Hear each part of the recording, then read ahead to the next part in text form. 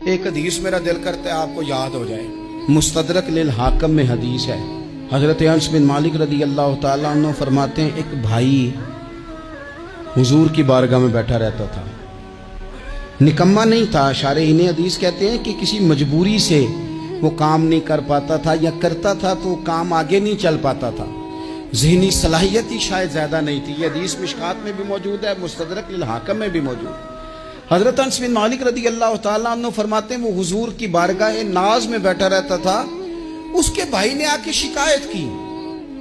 یا رسول اللہ صلی اللہ تعالیٰ علیہ وسلم، یہ کوئی کام ہی نہیں کرتا، کوئی محنت نہیں کرتا، کوئی جدوجہد نہیں کرتا، آگے نہیں بڑھتا، مجھے اس کی ضروریات کی کفالت کرنی پڑتی ہے، مجھے جدوجہد کرنی پڑتی ہے، مجھے اس کے معاملات کا خیال رکھنا پڑتا ہے، آپ اسے سمجھائیں۔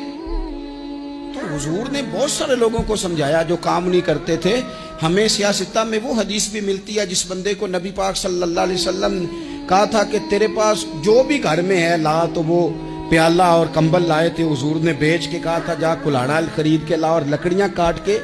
تو بیچ کے اپنا اور اپنے گھر والوں کا پیٹ پال۔ یہ ساری باتیں اپنی جگہ پر یہاں نبی پاک نے ایک روحانی مسئلے کا حل بھی بتایا۔ اللہ کے محبوب علیہ السلام سے عرض کی حضور یہ یہیں بیٹھا رہتا ہے اور سارے ہی کام مجھے کرنے پڑتے ہیں۔ حضور نے نظر مبارک اٹھا کے بھائی کی جانب دیکھا جو بھائی کا شکوہ کر رہا تھا، تو قریب محبوب فرمانے لگے ہو سکتا ہے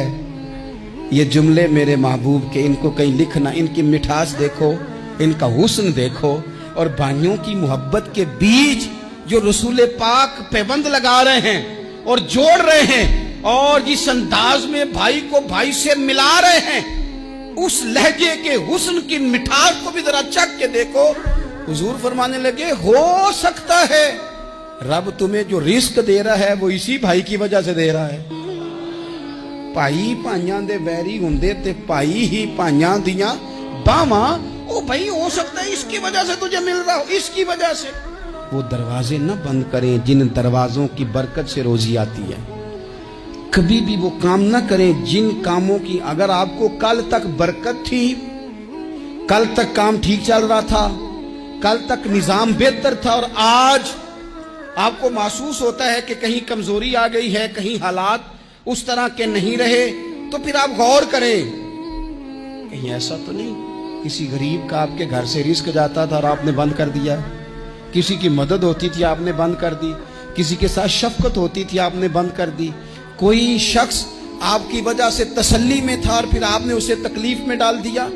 اللہ کے محبوب نے فرمایا تمہارے کمزوروں کی وجہ سے تمہیں رزق دیا جاتا ہے، تمہارے ضعیفوں کی وجہ سے تمہیں رزق دیا جاتا ہے۔ تم نے تو ایک بندہ یہ کہہ کے نکال دیا کہ جا تیری تنخواہ میں نہیں دے سکتا،